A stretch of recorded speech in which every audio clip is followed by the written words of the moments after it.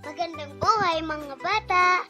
Tara, samahan ninyo akong matuto kasama si Teacher Aika, your online teacher. Please don't forget to subscribe, like, share, and hit the notification bell for more videos. Thank you! Revised K-12 Curriculum, Filipino, Grade 3. Quarter 2, Lesson 1, Day 3. Ang ating aralin ngayong araw ay tungkol sa pagtukoy sa damdamin ng mga tauhan sa kwento.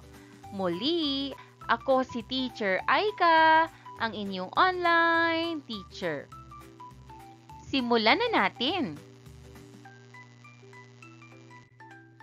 Mga layunin.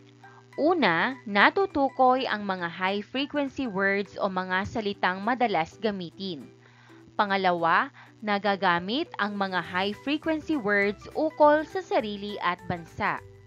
Pangatlo, natutukoy ang damdamin ng pangunahing tauhan sa binasa o napakinggang kwentong pambata. Pang-apat, nakasusulat ng talata gamit ang mga high-frequency words na tinalakay sa klase at nababasa ng may tatas ang mga pangungusap.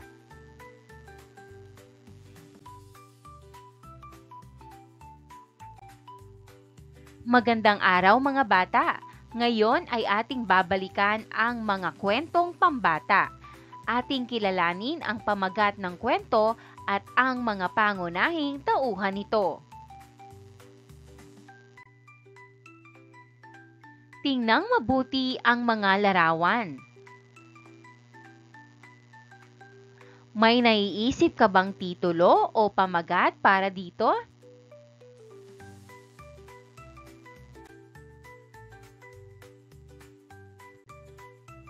Pangkatang gawain. Magsulat ng mga salita na may kaugnayan sa salitang pangarap.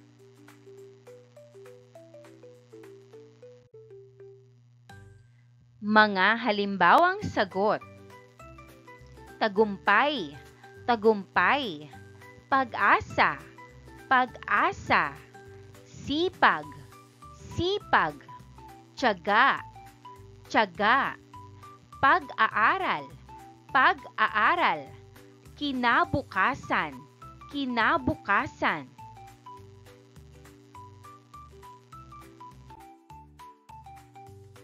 Mga katanungan. Una, ano ang kahulugan ng salitang pangarap? Pangalawa, ano-ano ang mga salitang isinulat ninyo na may kaugnayan sa pangarap na magkakapareho sa lahat ng pangkat? Pangatlo, ano ang pangarap ninyo paglaki?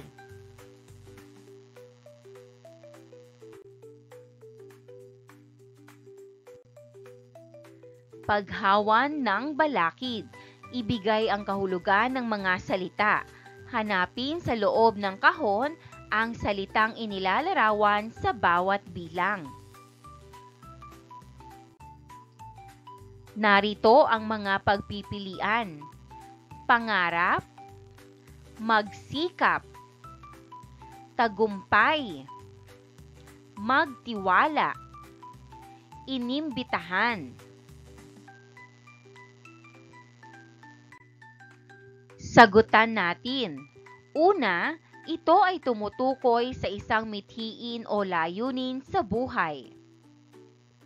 Sagot, pangarap, pangarap. Pangalawa, isang paanyaya upang makilahok sa isang okasyon, gawain o pagtitipon. Sagot, inimbitahan, inimbitahan. Pangatlo, ito ay ang paniniwala sa kakayahan o katapatan ng isang tao.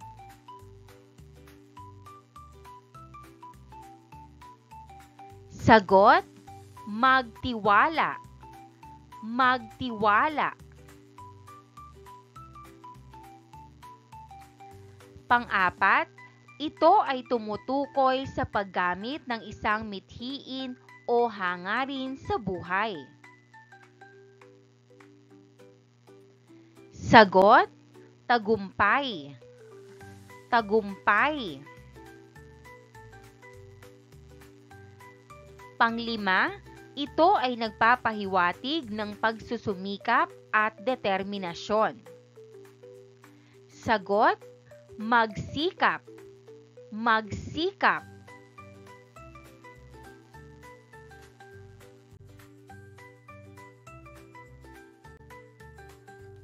Halina at magbasa. Si Miguel, ang batang may pangarap. Sa isang maliit na bayan ng Bagong Pag-asa, may isang batang nagngangalang Miguel. Siya ay matalino at mabait, ngunit madalas siyang mahiyain. Hindi siya palaging nagtataas ng kamay sa klase at nahihiya kapag tinatanong ni Binibining Cruz, ang kanyang guro sa Filipino. Isang araw, dumalaw sa kanilang paaralan si Dr. Santos, isang kilalang doktor sa kanilang bayan. Ikinuwento niya kung paano niya natupad ang pangarap niyang maging isang manggagamot at tumulong sa maraming tao. Noong bata pa ako, mahiyain din ako tulad ninyo, ani ni Dr. Santos.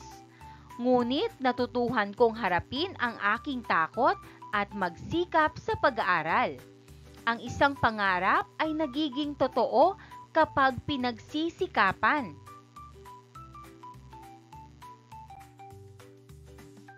Napaisip si Miguel. Gusto rin niyang makatulong sa iba, ngunit paano kung hindi siya magtagumpay?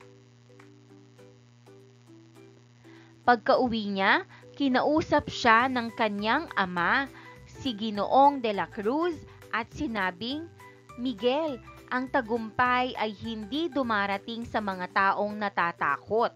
Kailangang magpursige at magtiwala sa sarili. Kinabukasan, naglakas loob si Miguel na sagutin ang tanong ni Binibining Cruz. Napangiti ang guro at sinabing, tama ka Miguel, napakagaling ng inyong sagot.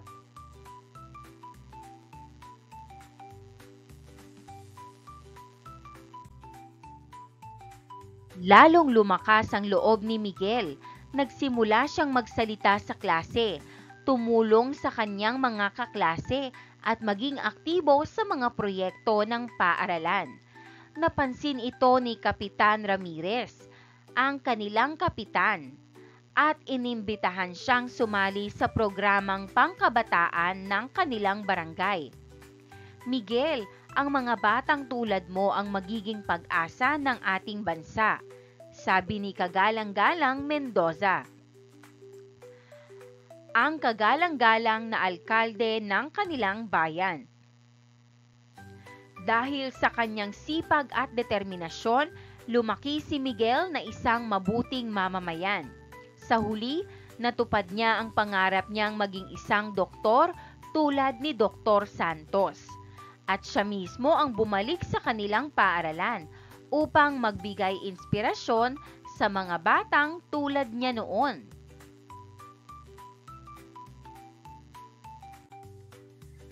Mga tanong. Una, ano ang natamong pangarap ni Miguel?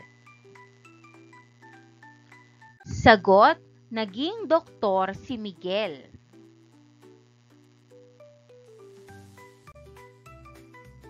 Pangalawa, bakit nagtagumpay si Miguel?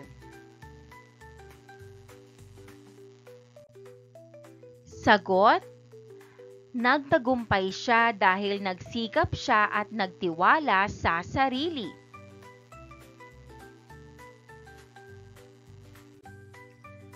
Pangatlo, ano ang sinabi ni Tatay Miguel sa kanya tungkol sa pagtatagumpay?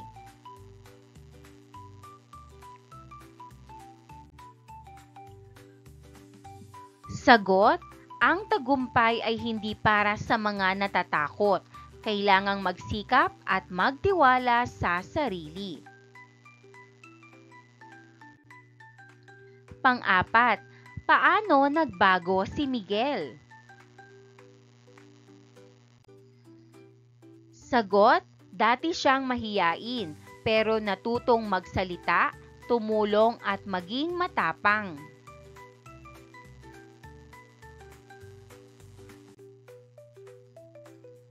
Panglima, ano ang aral ng kwento?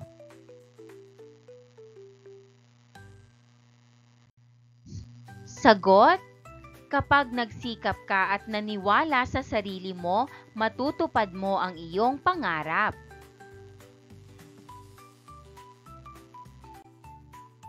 Pang-anim, ano ang gagawin mo para matamo mo rin ang inyong pangarap?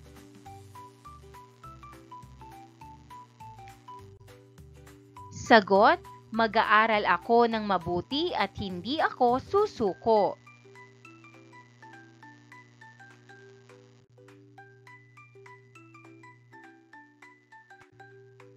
A.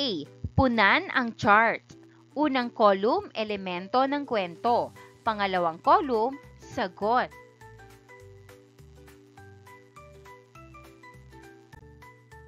Sagutan natin. Pangunahing tauhan. Sagot, Miguel. Tagpuan, sagot, paaralan at kanilang bahay sa Bagong Pag-asa. Pinakamahalagang pangyayari. Sagot, nang bumisita si Dr. Santos at naglakas loob si Miguel na magsalita.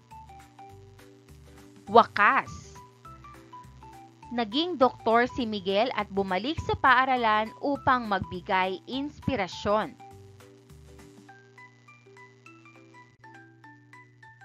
B. Tukuyin ang damdamin ng mga tauhan sa mga pangyayari. Unang kolum, tauhan sa kwento. Pangalawang kolum, damdamin ng tauhan.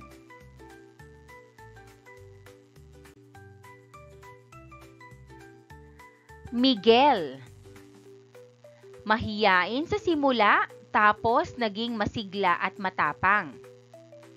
Binibining Cruz, masaya at proud kay Miguel. Dr. Santos, masaya at nais tumulong at magbigay inspirasyon. Ginoong de la Cruz, mapagpayo at nagtuturo ng tapang at tiwala sa sarili.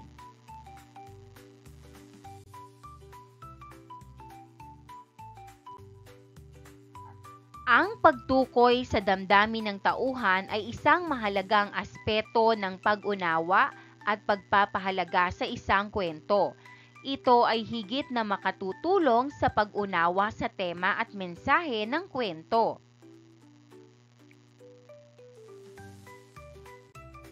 Halimbawa, una, lubha akong nalulungkot sa pagkawala ng aking alagang pusa. Malinaw na ang kanyang damdamin ay puno ng kalungkutan. Pangalawa, siya ay napasigaw ng malakas nang makita niya ang patay na alaga. Ipinapahiwatig na siya ay galit.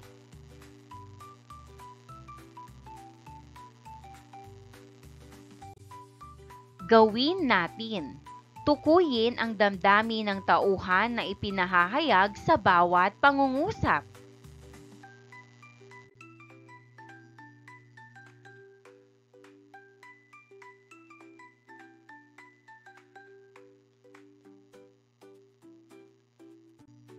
Sagutan natin. Una, si Miguel ay isang matalino at mabait na bata, ngunit hindi siya nagtataas ng kamay sa klase. Sagot, mahiyain. Pangalawa, ikinuwento ni Dr. Santos kay Miguel kung paano natupad ang pangarap niyang maging manggagamot. Sagot, nagbibigay ng inspirasyon.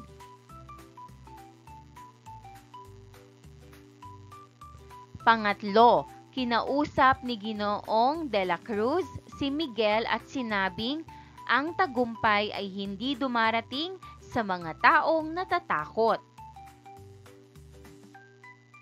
Sagot, maalalahanin, mapagtiwala.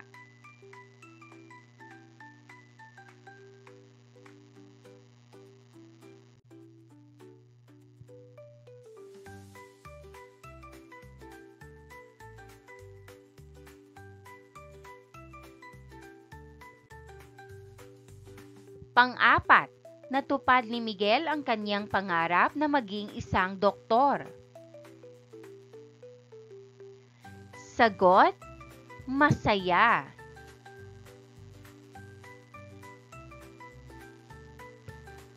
Panglima, naglakas loob na si Miguel na magsalita sa klase at sumagot sa mga tanong ng kanyang guro.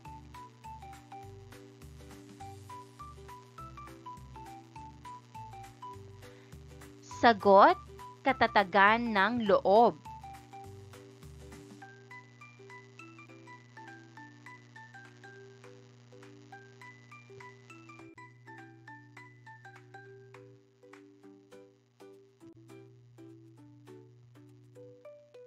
Ano-ano ang mga bagay na dapat tandaan sa pagtukoy ng damdamin ng mga tauhan sa kwento? Gamit ang sumusunod na salita, sumulat ng isang talata. Magsikap, magsikap. Tumulong, tumulong. Pangarap, pangarap. Pakikiisa, pakikiisa. Magtagumpay, magtagumpay. Magpursigi, magpursigi.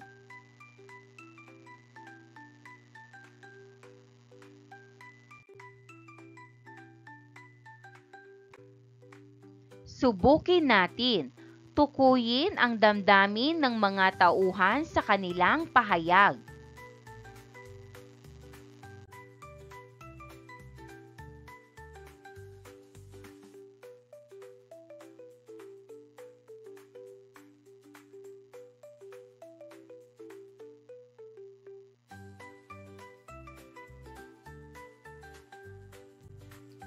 Sagutan natin. Una, noong bata pa ako, mahiyain din ako tulad ninyo, ngunit natutuhan kong harapin ang aking takot at magsikap sa pag-aaral. Sagot, matatag. Matatag.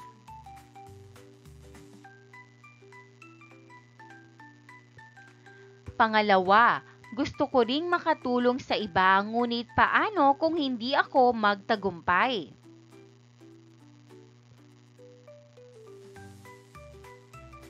Sagot, nag-aalinlangan. Nag-aalinlangan. Pangatlo, kailangang magpursigi at magtiwala sa sarili. Kailangang magpursigi at magtiwala sa sarili.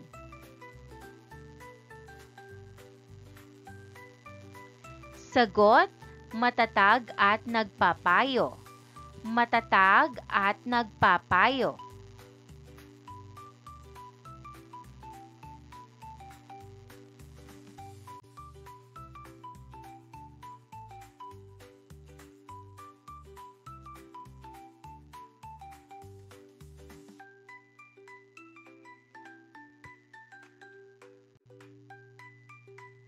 Pang-apat, tama ka, Miguel. Napakagaling ang inyong sagot.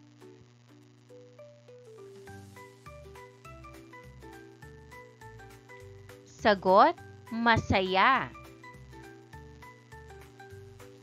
Panglima, Miguel, ang mga batang tulad mo ang magiging pag-asa ng ating bansa. Sagot, umaasa. Umaasa.